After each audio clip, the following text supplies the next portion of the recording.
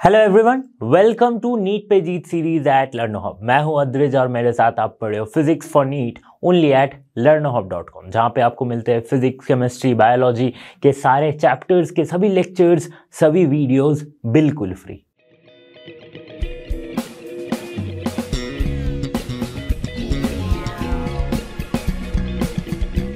Students, इस video में हम कवर करने वाले सेमीकंडक्टर चैप्टर से कुछ इंपॉर्टेंट क्वेश्चंस, जिससे आपको एक आइडिया लगेगा कि किस तरह के क्वेश्चन नीट के एग्जाम में फिजिक्स में इस पर्टिकुलर चैप्टर से पूछे जाते हैं। तो चलिए शुरू करते हैं इस वीडियो को।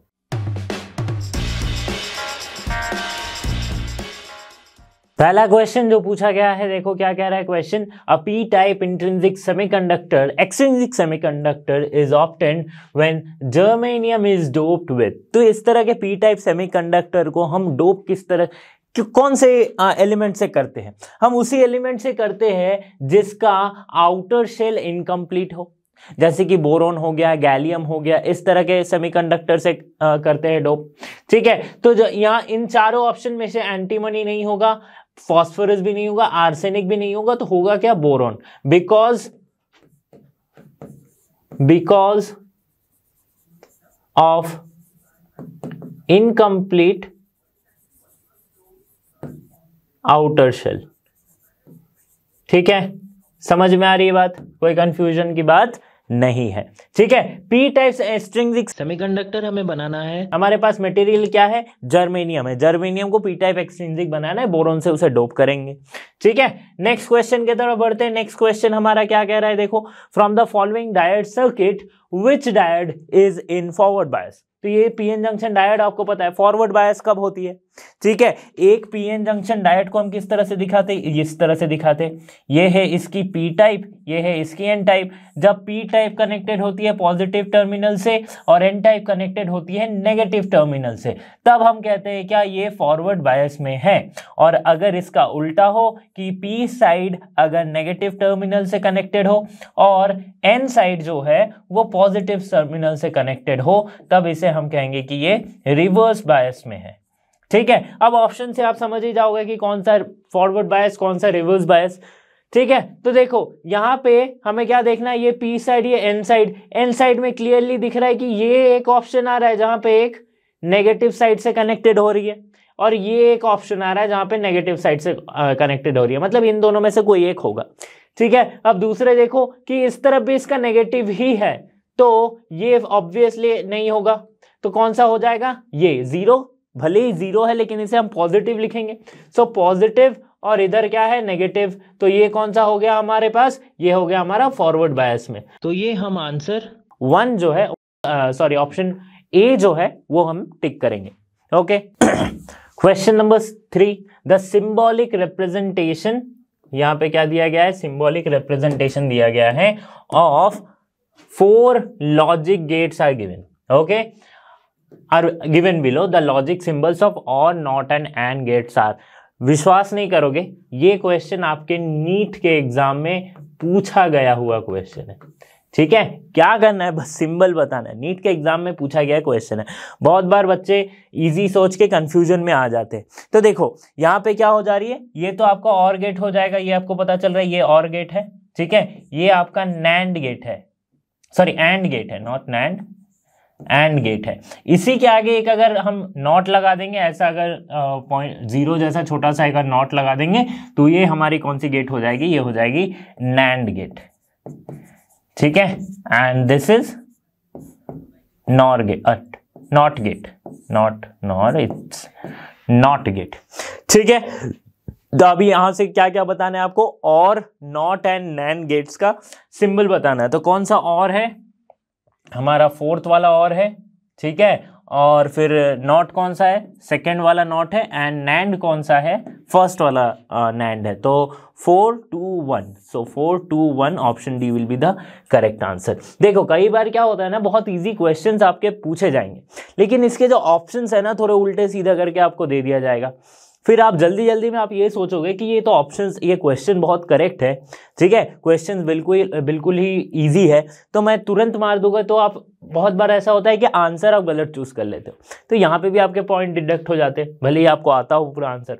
ओके, तो ये था एक छोटा सा क्वेश्चन, और ये नीट के एग्जाम में पूछा गया हुआ क्वेश्चन है, ठीक है, मैं कोई ऐसे ही बच्चों वाली क्वेश्चन नहीं करवा रहा हूँ, ये नीट के एग्जाम में पूछा गया हुआ क्वेश्चन है। दूसरा क्वेश्चन, नेक्स्ट क्वेश्चन पे चलते। देखो, एक ट्रूथ टेबल दिया गया है, हमें बताना है कि ये किसकी, कौन से गेट का ट्रूथ टेबल है। ट्रूथ टेबल है क्या, A1 B1, जब A भी 1 हो रहा है, B भी 1 हो रहा है, Y 0 हो रहा है, एंड इन हर केस, बाकी सारे केसेस में 1 हो रहा है। तो हमें क्लियरली पता चल रहा है कि ये और गेट का, अच्छा देखो और गेट में क्या होता था, देखो और गेट का अगर ट्रूथ टेबल बनाओ, सो A B Y अगर बनाया जाए, तो हमें क्या पता था, जब 2 0 होंगे तभी ये 0 होगा, एंड कोई भी एक 1 आएगा तो ये 1 आएगा, ठीक है। अब और गेट में ये होता है, ठीक है। इसका अगर मैं कॉम्प्लीमेंट कर दूं और गेट के, देखो ये सिमिलर थोड़ा सा दिख रहा है कि 0 1 1 1 ऐसा आ रहा है, ठीक है, 0 1 1 1 ऐसा आ रहा है। इसका अगर मैं थोड़ा सा, अच्छा जिस हिसाब से लिखा गया है उसी टाइप से लिखता हूं, ठीक है, जिस हिसाब से इस गेट को लिखा गया है कि पहले 1 लिया गया है, तो उसी टाइप से मैं लिखता हूं कि 1 0 1 0 एंड नेक्स्ट क्या है 1 1 0 0, ठीक है। अब और का ऑपरेशन करेंगे तो हमें क्या दिखेगा कि हर टाइम पे 1 आएगा, सिर्फ एक बार 0 आएगा, ठीक है, सिर्फ एक बार 0 आएगा, ठीक है। चलो ये और का हो गया। एंड का ऑपरेशन अगर किया जाए तो एंड गेट का ट्रूथ टेबल क्या बनेगा, तोड़ के मैं समझा रहा हूं, देखो ऐसे तो इजीली ये 2 सेकंड में क्वेश्चन बन जाएगा आपका, लेकिन एक बार समझना भी जरूरी है।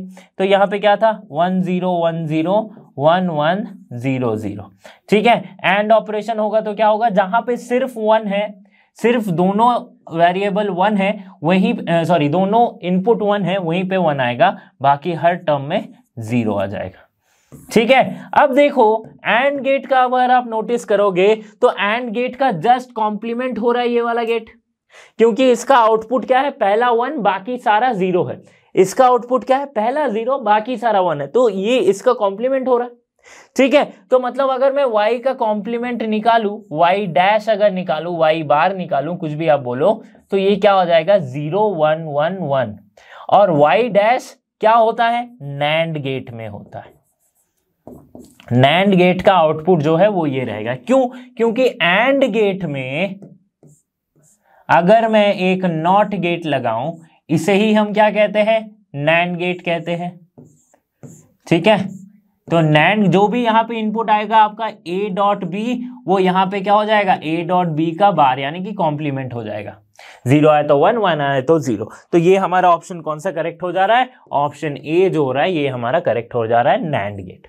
समझ में आ गई बात। नेक्स्ट क्वेश्चन देखो क्या कह रहा है, if a full wave rectifier circuit is operating from 50 hertz means the fundamental frequency in the ripple will be, ठीक है, 50 हर्ट्ज मीन्स में ऑपरेट कर रही है, इसकी fundamental frequency in the ripples will be कितनी होगी। फुल वेव रेक्टिफायर एक तो क्या करता है, फुल वेव रेक्टिफायर का इनपुट आप देखोगे, अगर मैं इनपुट आउटपुट डायग्राम आपको ग्राफ आपको बताऊं तो क्या होती है, इनपुट आपको एक एसी इनपुट मिलता है, कुछ इस तरह का फैक्टर, फुल वेव रेक्टिफायर की बात हो रही है, फुल वेव रेक्टिफायर FWR, ठीक है। इसकी आउटपुट हमें क्या दिखेगी,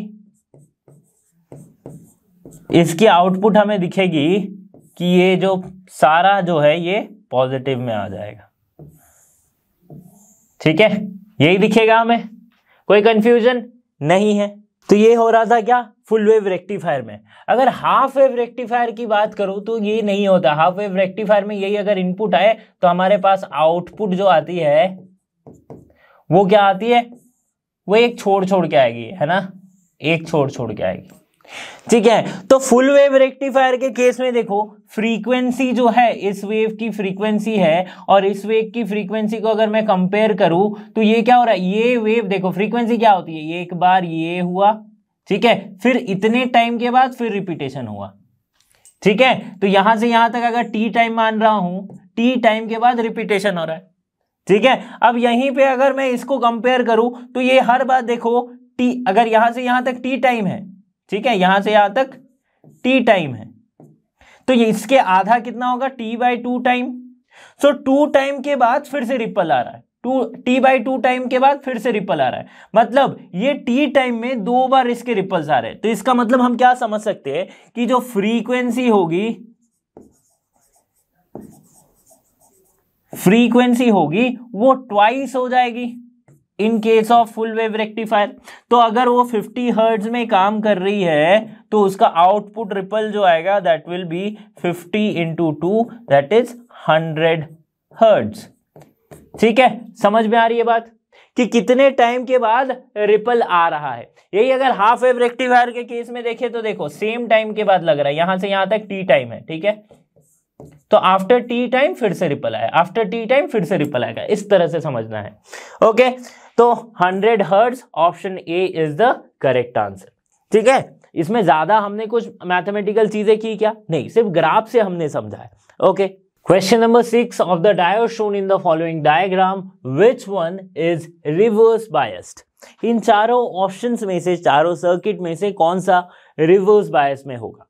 ठीक है, अब रिवर्स बायस में कब होता है, अभी हमने डिस्कस किया है क्या, कि जब उसकी एन साइड है of that PN junction diode, उसको हम नेगेटिव टर्मिनल से कनेक्ट करते हैं और पी साइड को पॉजिटिव टर्मिनल से कनेक्ट करते हैं। एक और केस में रिवर्स बायस हो सकता है जब एन साइड जो है वो ज्यादा पोटेंशियल में हो as compare to the P side. ठीक है, समझ पा रहे हो डिफरेंस को, कि किस तरह से डिफरेंस आ रही है कि N side of that PN junction diode is connected to the higher terminals और higher potential as compare to the P side diode. ठीक है, P side of the diode.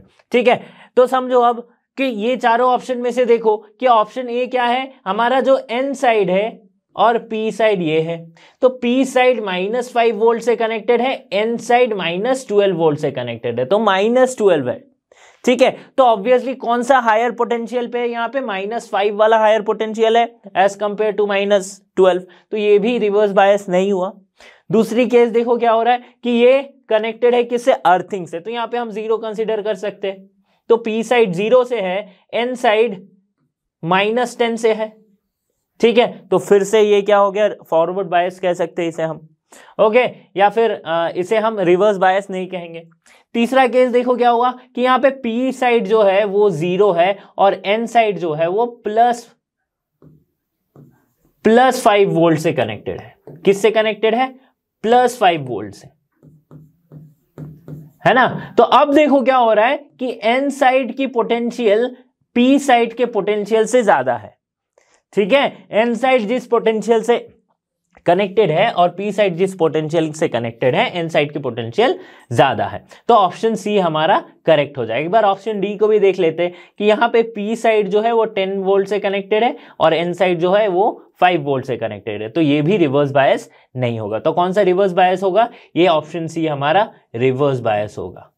ठीक है, समझ में आ गई। क्वेश्चन नंबर 7 की तरफ बढ़ते।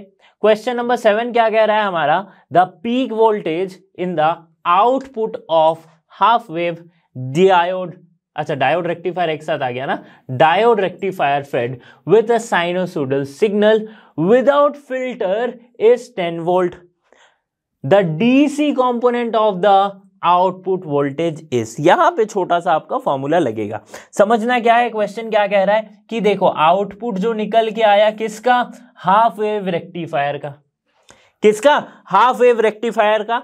अब इसकी output with sinusoidal signal without filter, ठीक है, विदाउट फिल्टर, वो हमारे पास क्या आएगी सिग्नल हाफ वेव रेक्टिफायर का, इस तरह से आएगा। ठीक है, यही तो इसकी सिग्नल है और ये क्या है, इसकी पीक वैल्यू है। क्या कहेंगे इसे, पीक वैल्यू, और V peak, peak value of voltage, peak value of voltage. अब डीसी क्या होता है, डीसी देखो जब इसे हम डीसी जो इसकी आउटपुट आएगी वो क्या होगी, इन दोनों का एवरेज जैसा हो सकता है, हम कह सकते हैं कि राइट, पीक वैल्यू और जीरो वैल्यू के बीच का जो लाइन होगा वो क्या होगी, डीसी वोल्टेज होगी, वीडीसी। तो जो वोल्टेज डीसी हम लिखते हैं वो वी पीक बाय पाई हम लिखते हैं, ठीक है। अब वी पीक कितनी दी गई है, that is 10 volt and this is pi, so 10 by pi volt will be the correct answer. Option यहां पे शायद नहीं है, बट अगर ऑप्शन आपके पास दिया रहे तो you can tick 10 by pi volt as DC, ठीक है। क्वेश्चन समझ में आ गया, आंसर समझ में आ गया। अब देखो नेक्स्ट क्वेश्चन क्या कह रहा है, क्वेश्चन नंबर 8। यहां पे एक लॉजिक गेट दी गई है और in the following circuit the output y for all possible inputs a and b is expressed by the truth table, ठीक है। अब हमें बताना है कि कौन सा ट्रूथ टेबल करेक्ट है। तो देखो लॉजिक गेट दिया गया है, क्या है, एक ये कौन सा गेट हो गया, या हमारे पास नॉर गेट हो गया, ठीक है, और ये क्या हो गया, ये भी नॉर गेट हो गया, ठीक है। अब देखो यहां पे हम शुरू करते हैं लिखना, सिंपल सी बात है। पहला हमारे पास कैसे जाएगा, देखो ये ए और बी है, किस तरह से सॉल्व करेंगे, तो ये और गेट का क्या होता है, ए प्लस बी होता है, और गेट के आगे एक नॉट लग गया यानी कि ये हो गया नॉर गेट, सो ए प्लस बी की बार आ जाएगी, ठीक है, बहुत बढ़िया। अब यहां से फिर क्या किया गया, इसी इनपुट को दोनों में डाल दिया गया, तो इसकी जो आउटपुट आएगी वो क्या आएगी, ए प्लस बी बार प्लस ए प्लस बी बार, ठीक है, का होल बार, ये इसकी आउटपुट आएगी। समझ में आ रही है ना बात, ए प्लस बी बार प्लस ए प्लस बी बार का होल बार, है ना।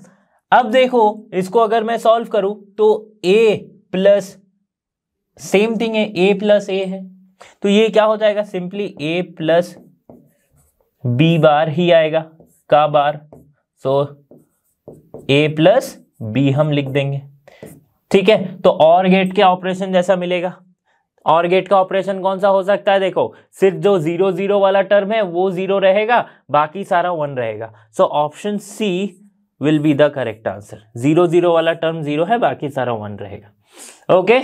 समझ में आ गई ऑप्शन सी कैसे करेक्ट हुआ। Question number 9, a PN photodiode is fabricated from a semiconductor with a band gap of 2.5 electron volt. It can detect a signal of wavelength. देखो simple सा क्वेश्चन, अगर समझ नहीं आ रहा है तो क्वेश्चन से हमें इतना समझना, मैं बताया था आपको कि 4 स्टेप होते हैं कोई भी न्यूमेरिकल को सॉल्व करने का। पहले तो आपको क्या करना, फर्स्ट स्टेप में क्वेश्चन रीड करना है, तो क्वेश्चन रीड किया। दूसरे स्टेप में हमें देखना है कि गिवन क्या क्या है, ठीक है, तो दूसरे स्टेप में हमें देखना है कि गिवन क्या है। तो गिवन हमारे पास क्या है, बैंड गैप है, यानी कि बैंड गैप क्या होती है, एनर्जी ही होती है, और एनर्जी क्या है 2.5 इलेक्ट्रॉन वोल्ट हमें दिया गया है, ठीक है। ये आपको देखना है। तीसरे स्टेप पे आपको देखना क्या है, तीसरे स्टेप में देखना है आपको कि पूछा क्या गया है, तो पूछा आपके पास क्या गया है, वेवलेंथ पूछा गया है कि कितने वेवलेंथ का सिग्नल ये डिटेक्ट कर पाएगी, ठीक है, कौन, एक फोटोडायोड जिसकी बैंड गैप इतनी है, ठीक है। तो आपसे लैम्डा पूछा गया है। अब फोर्थ स्टेप और सबसे इंपॉर्टेंट स्टेप जो होती है, वैसे तो चारों ही स्टेप इंपॉर्टेंट है, बट फोर्थ स्टेप क्या है कि हमें इन दोनों के बीच का रिलेशन ढूंढना है, राइट। इन दोनों के बीच का रिलेशन यानी कि जो गिवन है और जो हमें निकालनी है उनके बीच का रिलेशन ढूंढना है। अगर डायरेक्ट रिलेशन मिल गया तो आप पुट कर दो, अगर डायरेक्ट रिलेशन नहीं मिला तो कोई भी एक ऐसे कॉरेस्पॉन्डिंगली हम जाएंगे, राइट। तो देखो यहां पे क्या है, एनर्जी इक्वल्स टू हमें पता है क्या होती है, hc/, लैम्डा होती है, ठीक है। हमें देखना क्या है, लैम्डा देखना है, तो ये क्या हो जाएगी, hc/e हो जाएगी एनर्जी, ठीक है। अगर इलेक्ट्रॉन वोल्ट में एनर्जी दी गई है और hc इन इलेक्ट्रॉन वोल्ट, इसकी जो वैल्यू है, h क्या है प्लैंक्स कांस्टेंट, c क्या है वेलोसिटी ऑफ लाइट, इसकी जो वैल्यू होती है इन इलेक्ट्रॉन वोल्ट वो होती है 12400 इलेक्ट्रॉन वोल्ट, ठीक है, इलेक्ट्रॉन वोल्ट एंगस्ट्रॉम, ये इसकी वैल्यू आएगी, hc की वैल्यू ये आएगी इलेक्ट्रॉन वोल्ट एंगस्ट्रॉम। अब देखो E की वैल्यू जो है वो क्या है, 2.5 इलेक्ट्रॉन वोल्ट, ठीक है। सॉल्व करोगे 2.5 12400, ये आपके पास आएगा कुछ 4000 के आसपास, 4000 क्या एंगस्ट्रॉम आ जाएगा। सो ऑप्शन आपका कौन सा करेक्ट हो जा रहा है, देखो 4000 एंगस्ट्रॉम जो है वो करेक्ट हो जा रहा है। ये ए लिखा हुआ एम्पियर नहीं है, ये एंगस्ट्रॉम है। ओके, समझ गए आप बात को कि किस तरह से हमने ये सॉल्व किया। ठीक है, नेक्स्ट क्वेश्चन देखते हैं, क्वेश्चन नंबर 10, आखिरी क्वेश्चन। देखो इस चैप्टर से ना इसी टाइप के क्वेश्चन पूछे जाएंगे। मैक्सिमम क्वेश्चन अगर पूछा गया तो वो लॉजिक गेट से पूछा जाएगा। ठीक है, a PN photodiode is made of a material with band gap of same type का क्वेश्चन है, 2 electron volt. The minimum frequency of radiation that can be absorb by the material is nearly. यहां पे पूछ लिया गया है frequency. ठीक है, फर्स्ट स्टेप क्या है, क्वेश्चन पढ़ लिया। गिवन क्या है, एनर्जी बैंड गैप गिवन है, दैट इज 2.0 इलेक्ट्रॉन वोल्ट। ठीक है, अब देखो पूछा क्या गया हमसे, फ्रीक्वेंसी पूछी गई है भाई। फ्रीक्वेंसी क्या होगी, पिछले वाले में क्या पूछा था, वेवलेंथ पूछा था। हमें डायरेक्ट रिलेशन क्या पता है, E equals to hc by lambda.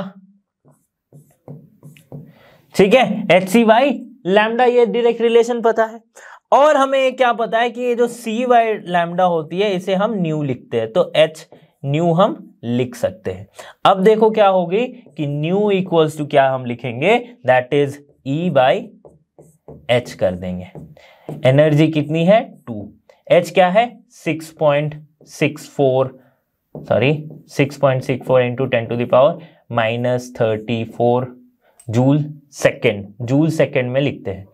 ठीक है, अब ये तो इलेक्ट्रॉन वोल्ट में, इसको हम जूल में चेंज करेंगे तो ये एनर्जी हमारे किस में दी गई है, इलेक्ट्रॉन वोल्ट में, 2 इलेक्ट्रॉन वोल्ट को जूल में कैसे चेंज करेंगे, तो 2 into 1.6 into 10 to the power -19 से मल्टीप्लाई करेंगे तो ये भी हमारे क्या आ गई, जूल में आ गई। अब इसकी फ्रीक्वेंसी को निकाल दो, तो फ्रीक्वेंसी कैसे निकलेगी, देखो ये 2 इंटू 1.6 ये क्या हो जाएगा 3.04 समथिंग ये आएगी, एंड 6.64 तो ये अराउंड, और इसकी अगर मैं इसको अगर मैं करूं 10 टू द पावर -34 और -19 को, so we will get something around 5 into 10 to the approximately value इतनी आएगी, समथिंग 4.89 कुछ आएगा, तो जिसे हम 5 into 10 to the power 14 hertz हम लिखेंगे। सो ये अप्रोक्सीमेटली वैल्यू आएगी आपकी, ऑप्शन डी जो होगा वो आपका करेक्ट आंसर हो जाएगा।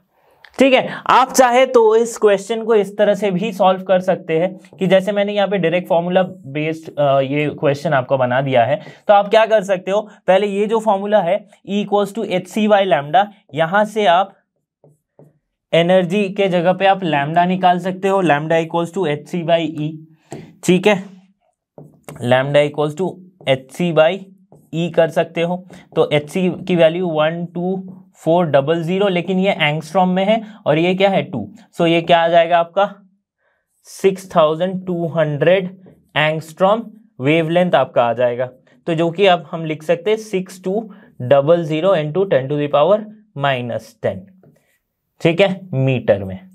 ओके, अब देखो ये जो है लैम्डा, ये क्या हो जाएगी, लैम्डा इक्वल्स टू जो फ्रीक्वेंसी होती है वो हमारी क्या होती है c बाई लैम्डा, ये फ्रीक्वेंसी होती है। अब c की वैल्यू आपको पता है 3 इंटू 10 टू द पावर 8, और लैम्डा आपको कितना मिला 6200 इंटू 10 टू द पावर -10।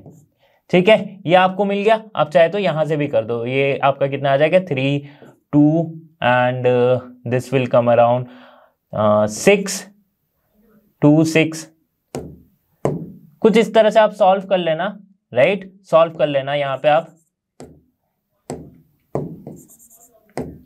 ठीक है ना, 6200 इस तरह से अगर आप सॉल्व करोगे तो आपको सेम आंसर मिल जाएगा, frequency that is 5 into 10 to the power 14 hertz. ठीक है, कैलकुलेशन खुद से कर लेना। चलो फिर समझ में आ गया कौन सा ऑप्शन करेक्ट हो रहा है, ऑप्शन डी करेक्ट हो रहा है ना, option D yes, 10 to the power 14 hertz, 5 into 10 to the power 14 hertz. ठीक है, समझ में आए। तो ये कुछ तरह 10 क्वेश्चंस थे जो कि काफी इंपॉर्टेंट हो सकता है, मतलब यहाँ पे ऐसा मैं नहीं कह रहा हूँ कि इन्हीं 10 क्वेश्चन में से आपसे पूछा जाएगा।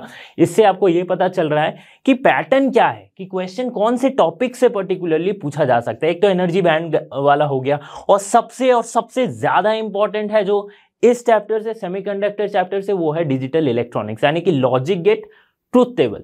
जब से ये पीएन जंक्शन का जो एप्लीकेशन है ट्रांजिस्टर वाला, जब से ये आपके सिलेबस से हट गया है, तब से ये वाला जो पार्ट है डायोड वाला, स्पेशली द लॉजिक गेट्स वाला, ये काफ़ी इंपॉर्टेंट हो जाता है, क्योंकि अगर क्वेश्चन बनेगा तो इसी से बनेगा और किसी भी चीज़ से नहीं बनेगा। ओके, सो आई होप कि आपको यहाँ पे जो भी क्वेश्चंस मैं करवाया वो समझ में आया होगा, बट फिर भी आपके पास कोई डाउट रहती है तो आप ऑब्वियसली हमारे लाइव क्लासेस में जुड़ सकते हो और आस्क डाउट सेक्शन में आप पूछ सकते हो। सो यहाँ पे हमने सॉल्व किए कुछ must practice questions from the chapter semiconductor. I hope आपको ये समझ में आया होगा। इसी तरह के वीडियोस के लिए आपको लर्नो हब के साथ बने रहना है, क्योंकि लर्नो हब फ्री है पर बेस्ट है। So thanks for being here and have a great day.